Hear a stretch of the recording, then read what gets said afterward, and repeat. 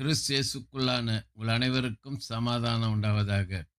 இன்றைய தியானத்திற்காக எடுத்துக்கொள்ளப்பட்ட வேத வசனம் மத்தேயு 25:41.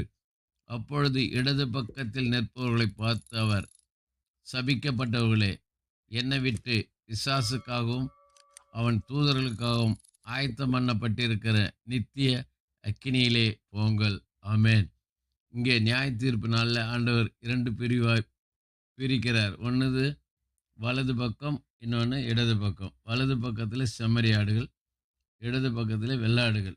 ஆக இந்த இடது பக்கத்தில் இருக்கிற வெள்ளாடுகளை பார்த்து, அது இடது பக்கத்தில் நிற்பவர்களை பார்த்து சொல்கிறாரு, என்னை விட்டு பிசாசுக்காகவும் அவன் தூதர்களுக்காகவும் ஆயத்தம் பண்ணப்பட்டிருக்க நித்திய அக்கினியிலே போங்கள். அதுக்கு முன்னால் சொல்கிறார், சபிக்கப்பட்டவர்களே. பாருங்க, நரகம் ஒருபோதும் மனுஷனுக்காக உண்டாக்கப்படவில்லை. நரகம் சாத்தானுக்காக, அவன் தூதருக்காக ஆயத்தம் பண்ணப்பட்ட இடம். அங்கே வேதனை உள்ள இடம். அதை சொல்கிறார் பாருங்க, கீழே நித்திய அக்கினியிலே போங்க. நித்திய அக்கினி. அங்கே புழு சாவாமலும் அக்கினி அவியாமல் இருக்குமா. நித்திய அக்கினி. ஆகதான் ஐஸ்வர்யான் கூட பாதாளத்தில் வேதனைப்படும் போது கேட்குறான், லாசருடைய விரலின் நுனியை தண்ணியில் துவைத்து நாவை குளிர பண்ணுன்னு சொல்லி. அவ்வளோ வேதனைப்படுறான். வேதனை உள்ள இடம். அந்த வேதனை உள்ள இடத்துக்கு மனுக்குலம் போகக்கூடாது, மனுஷர் போகக்கூடாது என்பதற்காக ஆண்டோடைய வருகை தாமதிக்கப்படுகிறது. ஆகதான் ஏன் தாமதிக்கிறார் சொன்னால், ஒருவரும் கெட்டு போவது அவருக்கு சித்தமில்லை, ஒருவரும் நரகத்துக்கு போவது அவருக்கு சித்தம் இல்லை. அதனால் ஆண்டோடைய வருகை தாமதிக்கப்படுகிறது.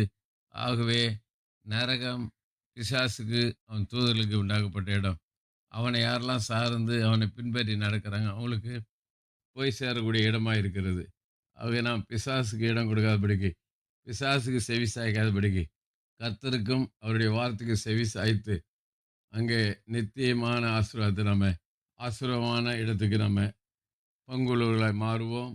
ஆகவே இந்த எச்சரிப்பின் வார்த்தை கேட்டாவது இனி நாம் செம்மறியாடுகளாக இருப்போம். வலது பக்கத்தில் இருக்கிறவர்களாய் நாம் காணப்படுவோம். கர்த்தர் நம்மை ஆசீர்வதிப்பார். ஜெபிப்போம். நேசிக்க நல்ல தகப்பனே, இந்த நாளில் கொடுத்த எச்சரிப்பின் வார்த்தைக்கு நன்றி. நாங்கள் வலது பக்கத்தில் இருக்கிற செம்மறியாடுகளைப் போல நித்திய ராஜ்யத்துக்குரியவர்களாக மாற கிருபை செய்யுங்க. ஒருபோதும் இடது பக்கத்தில் வெள்ளாடு அன்றைய சாத்தானுக்கு உண்டாக்கப்பட்ட அந்த நரகத்தில் நித்திய அக்கினியில் நாங்கள் போகாதபடிக்கு ஆண்டவரே நாங்கள் மனம் திரும்பி வாழ கிருபை செய்யும். இயேசு நாமத்தில் ஜெபிக்கிறோம் நல்ல பிதாவே. ஆமென். நம்முடைய கர்த்தரும் இரட்சகருமாகிய இயேசு கிறிஸ்துவின் கிருபையிலும் அவரை அறிகிற அறிவிலும் வளருங்கள். அவருக்கு இப்பொழுதும் என்னென்றைக்கு மகிமை உண்டாவதாக. நம்முடைய கர்த்தராகிய இயேசு கிறிஸ்துவின் கிருபை உங்கள் அனைவரோடு கூட இருப்பதாக. ஆமென், ஆமென், ஆமென்.